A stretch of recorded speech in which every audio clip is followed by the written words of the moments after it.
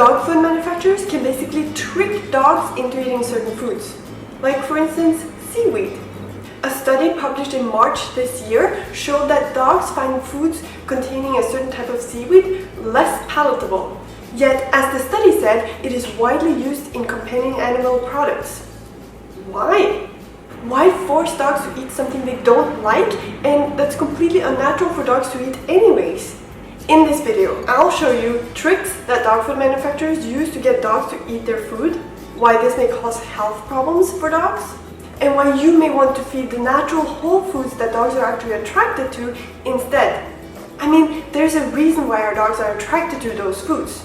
And our dogs simply wouldn't exist if those foods that they're attracted to aren't actually healthy.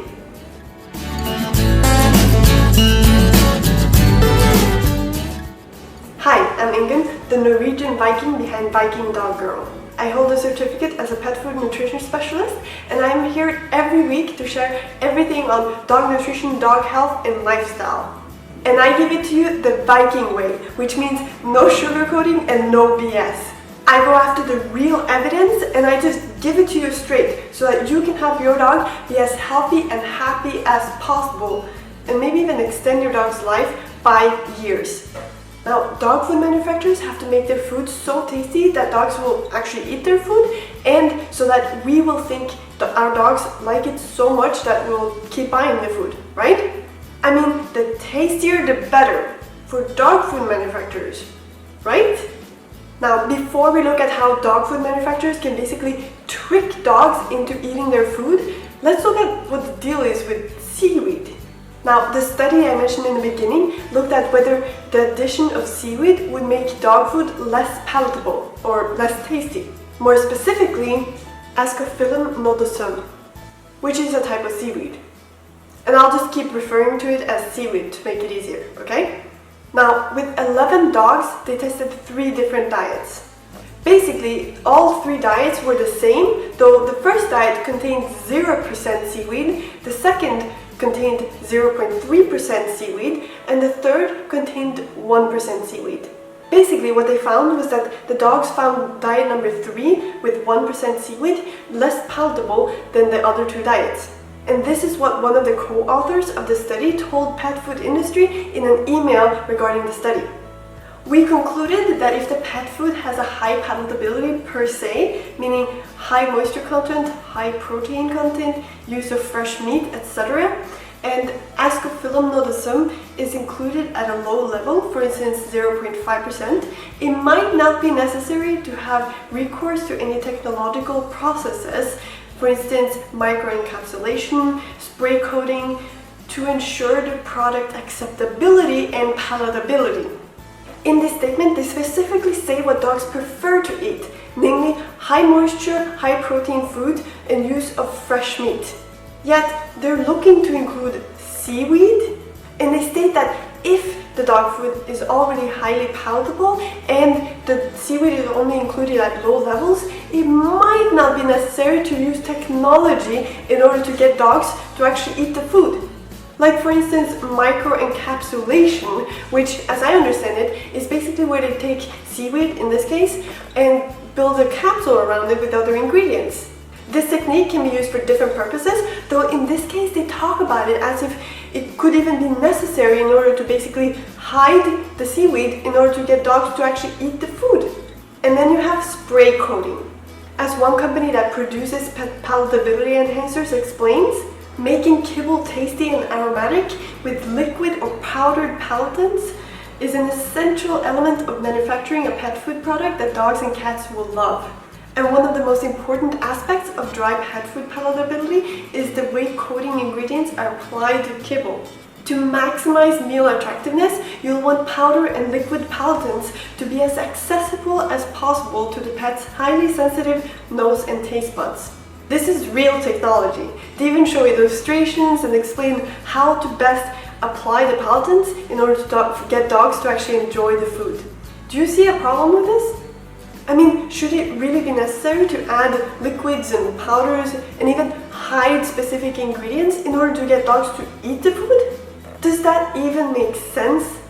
kind of makes you wonder, what is it really that dog food manufacturers are tricking our dogs into eating, right? By the way, if you enjoy this type of no BS, give it to you straight kind of videos on dog nutrition, dog health and lifestyle, then click the subscribe button and turn on notifications to follow my channel. And remember to follow me on Instagram at Viking. Now, think about this. Think about all the animals we have on this planet. They all have their preferred food. They basically eat what they want, what they find tasty, and what they're instinctively, naturally attracted to, as long as it's available, right? A dog in the wild probably wouldn't think, this green leafy plant right here tastes like crap, though it's probably super healthy, so I'll just force myself to eat it anyway. That just doesn't make sense, right? It just doesn't make sense that food that's actually healthy for our dogs is food that they just don't want to eat, right? Because that means they wouldn't eat it in the wild. And how would animals on this planet live and thrive for millions of years if they didn't eat the foods that are the healthiest for them? The point is, the whole natural foods that dogs prefer to eat are also what they're designed to eat, and it simply makes sense that those are also the healthiest for them. And dog food manufacturers know what dogs are attracted to, so they basically use that to trick dogs into thinking they're eating that food instead of what dog food actually consists of. According to Small Animal Clinical Nutrition, in general, dogs like fats, sugars, meat ingredients, and digests, which are animal tissues that have been chemically or enzymatically altered. Of course, sugar isn't really something dogs will find in the wild, so I wouldn't call it a natural food for dogs. And when it comes to fats, dogs find animal fats super tasty. So the whole natural foods that dogs really enjoy and prefer is meat and other animal products. Actually, this is kind of an eye-opener. Check out what else Small Animal Clinical Nutrition says. Although dogs and cats prefer a high meat content to a high cereal content, cereal-based foods are acceptable to many animals. Dry foods must be cereal-based to facilitate the manufacturing process. Yep, that pretty much sums it up. Dogs prefer meat, and meat is super healthy and natural for dogs to eat. That's important to remember. Yeah, dogs prefer meat. However, dog food manufacturers need to add cereal or starchy ingredients because the processing requires it. And as they said, even though dogs prefer meat, many of them accept cereal-based foods. Well, why are we feeding our dogs dry dog food then? Just to give you an idea of how many tricks dog food manufacturers use to trick our dogs, check out this list of common pet food flavor and palatability enhancers found in Small Animal Clinical Nutrition. They may add this to the mixture or use technology to apply them in special ways on the outside of the kibble bits, just to make our dogs think the food is tasty, or to even fool them into thinking they're eating real meat.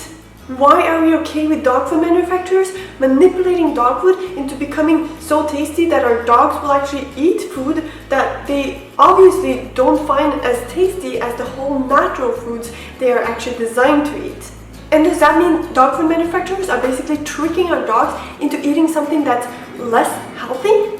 Because as we discussed earlier, it makes sense that the foods that our dogs are actually naturally attracted to are also the healthiest, like meat, right?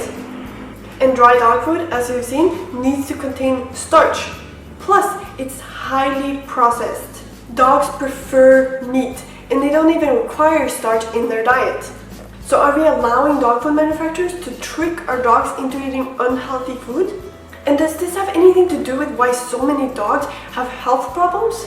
Anything from digestive issues, skin issues, joint problems, and even cancer. Because if the food that we feed our dogs every single day is not really healthy, it can definitely cause health problems over time. Now, seaweed might not be harmful for dogs, though it doesn't make sense for dogs to eat it. I mean, do you think dogs in the wild would go fishing for seaweed? And even though it could potentially have some health benefits for dogs, which doesn't seem to have been proven at all, wouldn't it make more sense to change to a natural diet first, one that dogs don't need to be tricked into eating?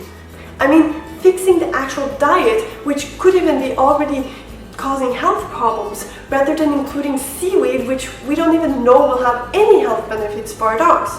We know which foods dogs are naturally attracted to, we know what they're designed to eat, and we know what foods are healthy and nutritious. So why not simply feed those foods to our dogs? Basically, anyone can feed such a diet to their dog by feeding a homemade diet. It is important to do it correctly though, because it's crucial that our dogs get all the nutrients they need. However, it can be simple to feed a healthy homemade diet, even take as little as 5 minutes on a day-to-day basis if you follow some simple steps. Do you want to know how to feed a natural homemade diet to your dog? Then check out the Viking dog diet system, which is a step-by-step system of how to feed dogs a highly nutritious, all-natural and delicious diet in a simple way. It's based on science and it includes meal examples and how to transition your dog. If you want to check it out, then head over to vikingdogdiet.com right now. I hope you enjoyed this video, and if so, then give it a thumbs up and share it with your friends and family. Say hi to your beautiful dog for me, and I'll see you next time. Bye.